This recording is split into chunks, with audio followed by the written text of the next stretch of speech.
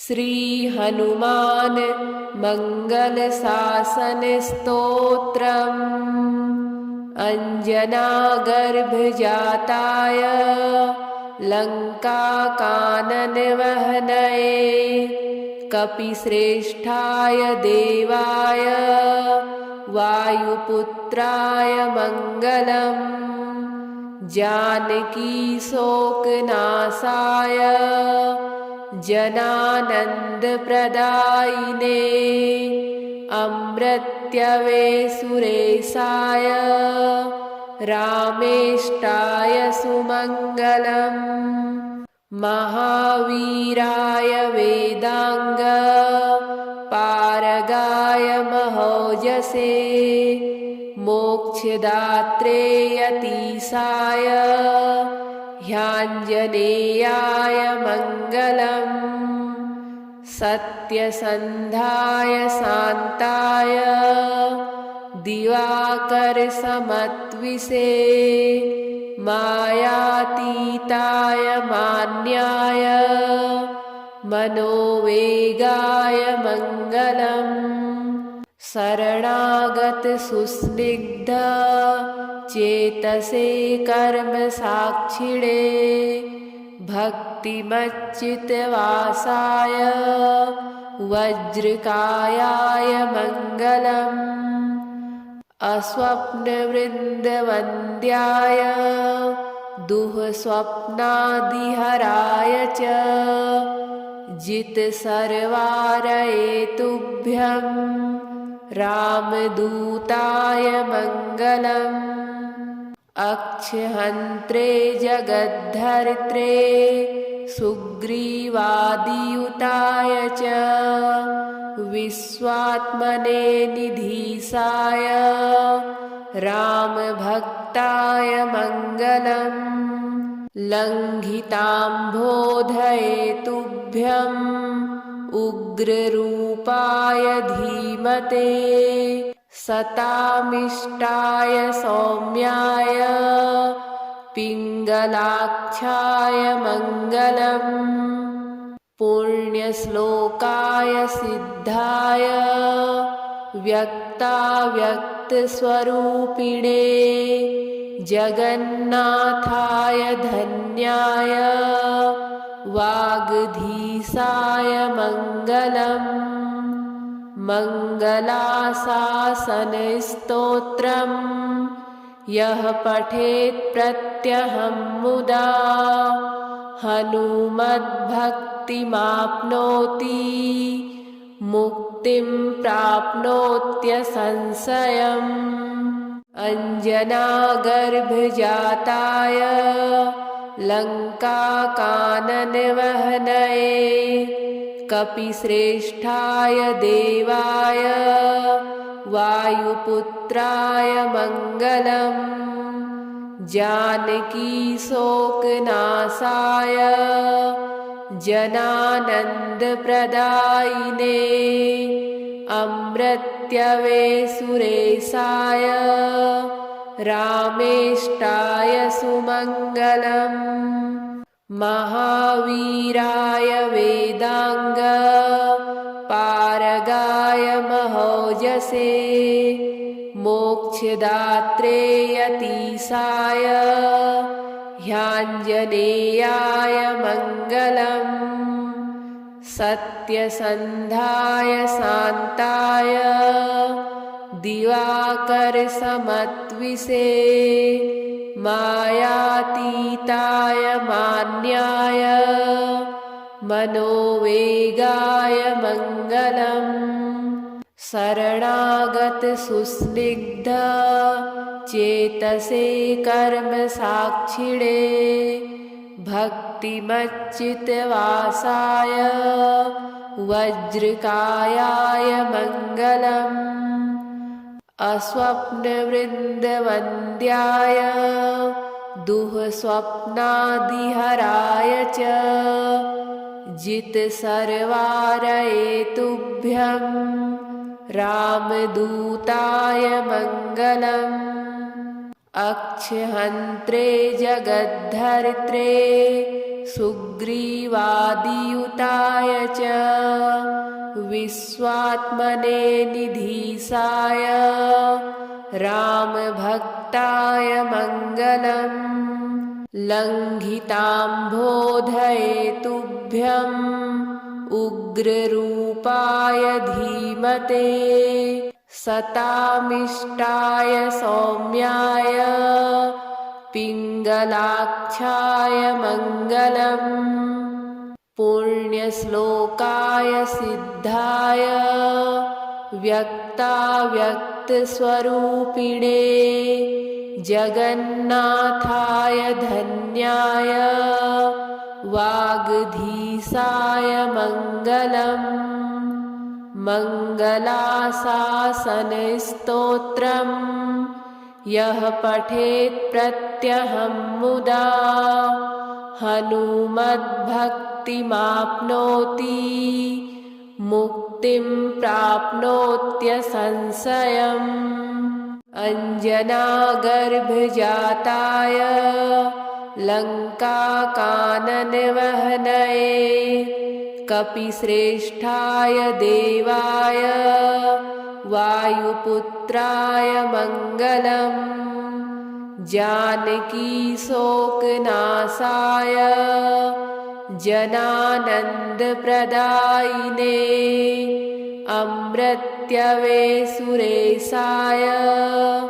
रामेष्टाय सुमङ्गलम् महावीराय वेदांग पारगाय महोजसे मोक्षदात्रे यतीशाय ह्याञ्जनेयाय मङ्गलम् सत्यसन्धाय शान्ताय दिवाकरसमत्विषे मायातीताय मान्याय मनोवेगाय मङ्गलम् शरणागतसुस्निग्ध चेतसे कर्मसाक्षिणे भक्तिमच्युतवासाय वज्रकायाय मङ्गलम् अस्वप्नवृन्दवन्द्याय दुःस्वप्नादिहराय च जितसर्वारयेतुभ्यं रामदूताय मङ्गलम् अक्षहन्त्रे जगद्धर्त्रे सुग्रीवादियुताय च विश्वात्मने निधीसाय रामभक्ताय मङ्गलम् लङ्घिताम्भोधयेतुभ्यम् उग्ररूपाय धीमते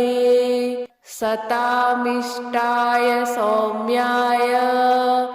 पिङ्गलाक्षाय मङ्गलम् पुण्यश्लोकाय सिद्धाय व्यक्ताव्यक्तस्वरूपिणे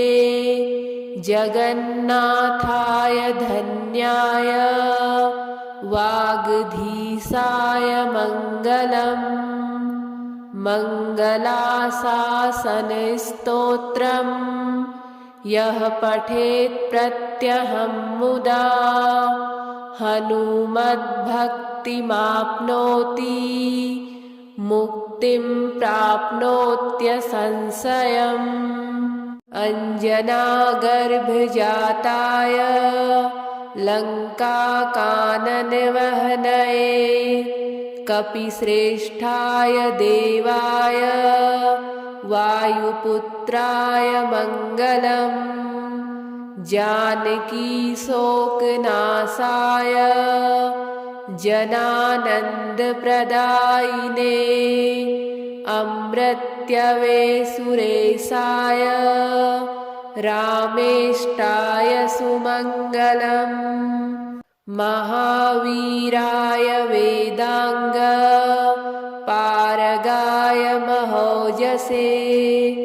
मोक्षदात्रे यतीशाय ह्याञ्जनेयाय ह्याञ्जनेयाय मङ्गलम् सत्यसन्धाय शान्ताय दिवाकरसमत्विषे मायातीताय मान्याय मनोवेगाय मङ्गलम् शरणागतसुस्निग्ध चेतसे कर्मसाक्षिणे भक्तिमच्युतवासाय वज्रकायाय मङ्गलम् अस्वप्नवृन्दवन्द्याय दुःस्वप्नादिहराय च जितसर्वारयेतुभ्यं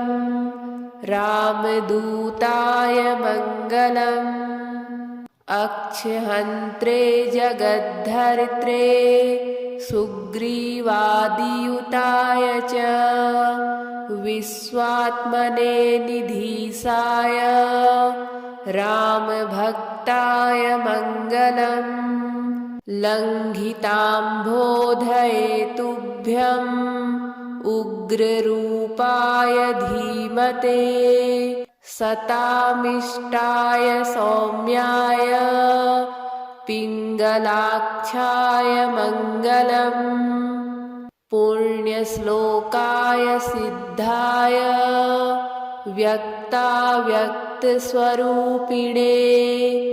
जगन्नाथाय धन्याय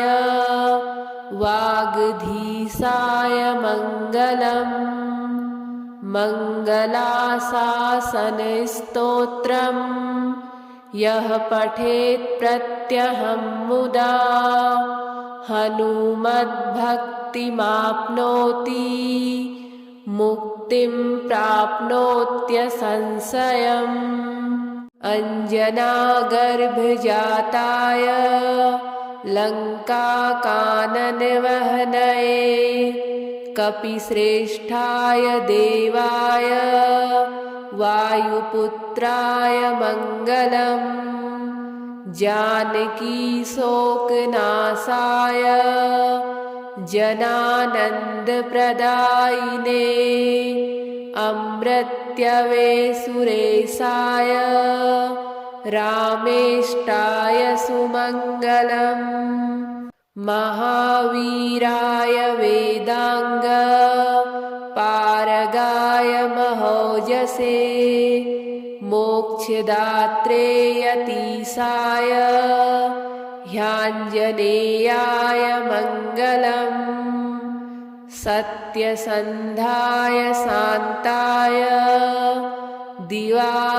दिवाकरसमत्विषे मायातीताय मान्याय मनोवेगाय मङ्गलम् शरणागतसुस्निग्ध चेतसे कर्मसाक्षिणे भक्तिमच्युतवासाय वज्रकायाय मङ्गलम् अस्वप्नवृन्दवन्द्याय दुःस्वप्नादिहराय च जितसर्वारयेतुभ्यं रामदूताय मङ्गलम् अक्षहन्त्रे जगद्धर्त्रे सुग्रीवादियुताय च विश्वात्मने निधीशाय रामभक्ताय मङ्गलम्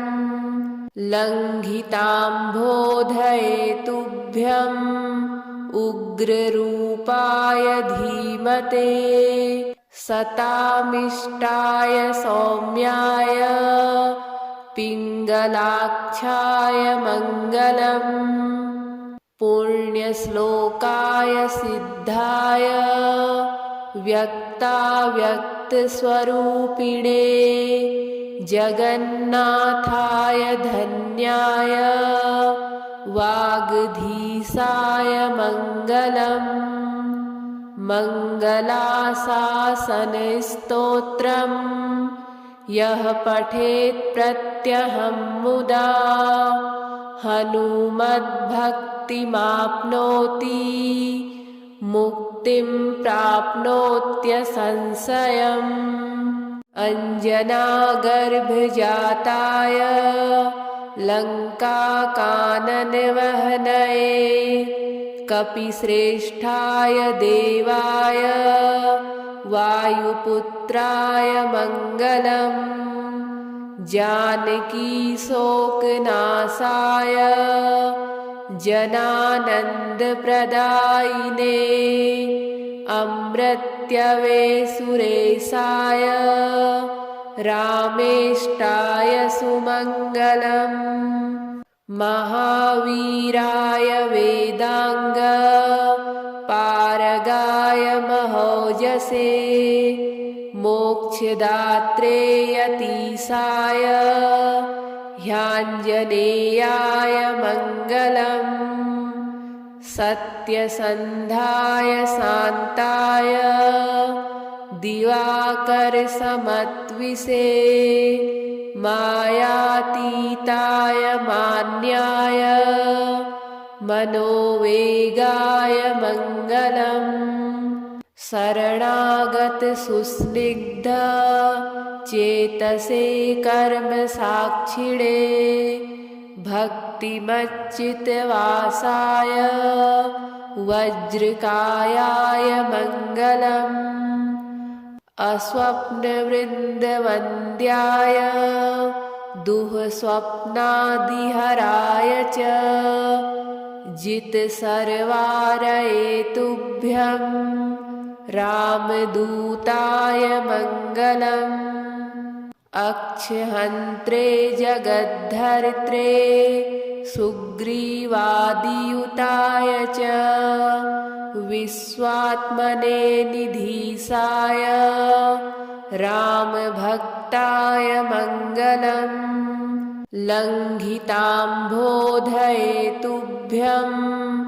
उग्ररूपाय धीमते सतामिष्टाय सौम्याय पिङ्गलाक्षाय मङ्गलम् पुण्यश्लोकाय सिद्धाय व्यक्ताव्यक्तस्वरूपिणे जगन्नाथाय धन्याय वागधीशाय मङ्गलम् मङ्गलाशासनस्तोत्रम् यः पठेत् प्रत्यहं मुदा हनुमद्भक्तिमाप्नोति मुक्तिं प्राप्नोत्यसंशयम् अंजनागर्भजाताय लङ्काकाननवहनये कपिश्रेष्ठाय देवाय वायुपुत्राय मङ्गलम् जानकीशोकनाशाय जनानन्दप्रदायिने अमृत्यवे सुरेशाय रामेष्टाय सुमङ्गलम् महावीराय वेदांग पारगाय महोजसे मोक्षदात्रे यतीशाय ह्याञ्जनेयाय मङ्गलम् सत्यसन्धाय शान्ताय दिवाकरसमत्विषे मायातीताय मान्याय मनोवेगाय मङ्गलम् शरणागतसुस्निग्ध चेतसे कर्मसाक्षिणे भक्तिमच्युतवासाय वज्रकायाय मङ्गलम् अस्वप्नवृन्दवन्द्याय दुःस्वप्नादिहराय च जितसर्वारये तुभ्यं रामदूताय मङ्गलम् अक्षहन्त्रे जगद्धर्त्रे सुग्रीवादियुताय च विश्वात्मने निधीसाय रामभक्ताय मङ्गलम् लङ्घिताम्भोधयेतुभ्यम् उग्ररूपाय धीमते सतामिष्टाय सौम्याय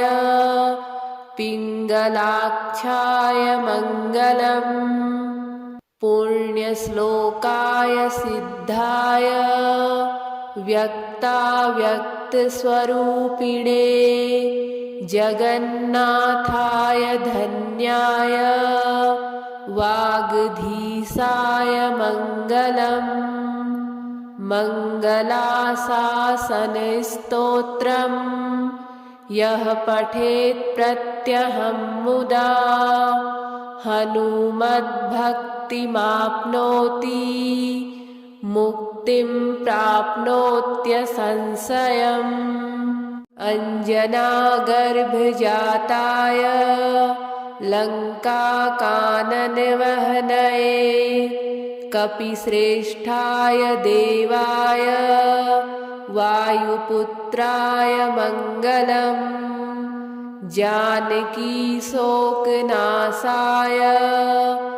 जनानन्दप्रदायिने अमृत्यवे सुरेशाय रामेष्टाय सुमङ्गलम् महावीराय वेदांग पारगाय महोजसे मोक्षदात्रे यतीशाय ह्याञ्जनेयाय मङ्गलम् सत्यसन्धाय शान्ताय दिवाकरसमत्विषे मायातीताय मान्याय मनोवेगाय मङ्गलम् शरणागतसुस्निग्ध चेतसे कर्मसाक्षिणे भक्तिमच्युतवासाय वज्रकायाय मङ्गलम् अस्वप्नवृन्दवन्द्याय दुःस्वप्नादिहराय च जितसर्वारयेतुभ्यं रामदूताय मङ्गलम् अक्षहन्त्रे जगद्धर्त्रे सुग्रीवादियुताय च विश्वात्मने निधीसाय रामभक्ताय मङ्गलम् लङ्घिताम्भोधयेतुभ्यम् उग्ररूपाय धीमते सतामिष्टाय सौम्याय पिङ्गलाक्षाय मङ्गलम् पुण्यश्लोकाय सिद्धाय व्यक्ताव्यक्तस्वरूपिणे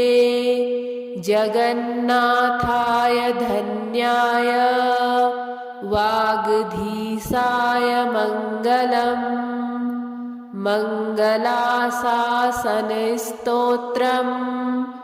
यः पठेत् प्रत्यहं मुदा हनुमद्भक्तिमाप्नोति मुक्तिं प्राप्नोत्यसंशयम् अञ्जनागर्भजाताय लङ्काकाननवहनये कपिश्रेष्ठाय देवाय वायुपुत्राय मङ्गलम् जानकीशोकनाशाय जनानन्दप्रदायिने अमृत्यवे सुरेशाय रामेष्टाय सुमङ्गलम् महावीराय वेदांग पारगाय महोजसे मोक्षदात्रे यतीशाय ह्याञ्जनेयाय मङ्गलम्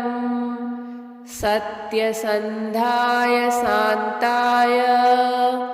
दिवाकरसमत्विषे मायातीताय मान्याय